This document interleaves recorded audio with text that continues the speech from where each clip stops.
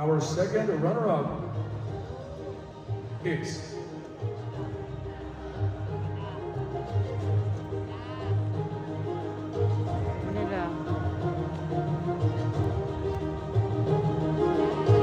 Our second runner-up is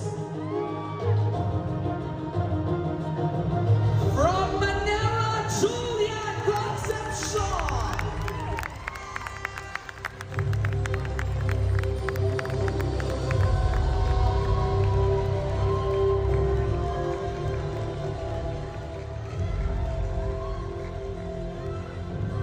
Congratulations to our second runner-up. Ladies and gentlemen, From Manila, Julian Concepcion. mga kaibigan, dalawa na lang ang natitira at isa sa kanila ang hihirangin bilang Miss International Queen Philippines 2024. We are first going to be calling on our first runner-up. And our first runner-up will be presented by Mr. Tay Endencia, Miss Michelle Montecarlo, and Miss Alnesa Bantusa. And the Miss International Queen Philippines 2024 will be awarded by Miss International Queens Philippines 2023, Queen Lars Pacheco. Together with Queen Solange Decker and of course our National Director, Miss Michelle Montecarlo.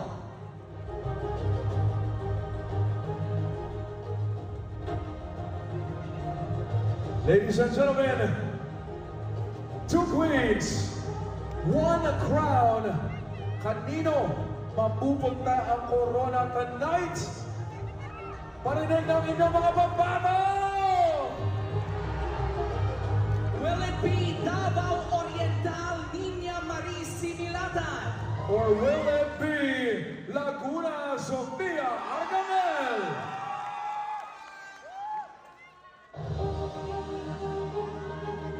Here we go, ladies and gentlemen. Once again, we are first going to be calling on our first runner-up. Ibig sabihin, kapag hindi natawag ang pangalan mo, you will take home the crown.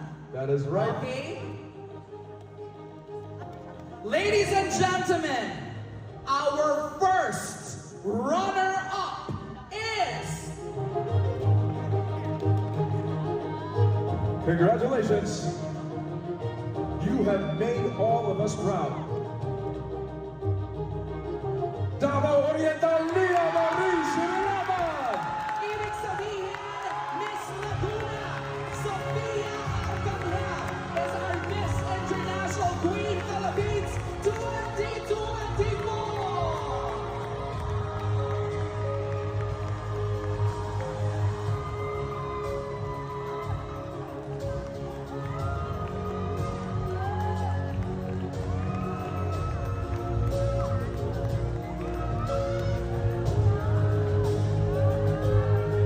Ladies and gentlemen, congratulations once again to our first runner-up from Davao Oriental, Nina Marie Similatan.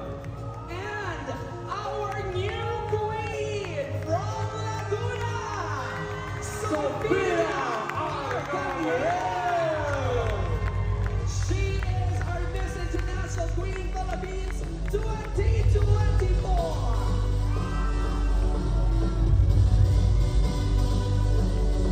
What a wonderful, wonderful journey this has been for our winner. Ladies and gentlemen, finally, we now have our newest Miss International Queen Philippines 2024. Give it up for Laguna, Sofia Arcangel! Again, our winner will receive 1.5 million pesos worth of cash and prizes. She will also be the representative of our country, the Philippines, in the upcoming Miss International Queen 2024. That's right, the pageant will be held this coming June. Kaya naman, malapit-lapit na, we are asking and requesting for your full support for our new Philippine representative to the Miss International Queen crown.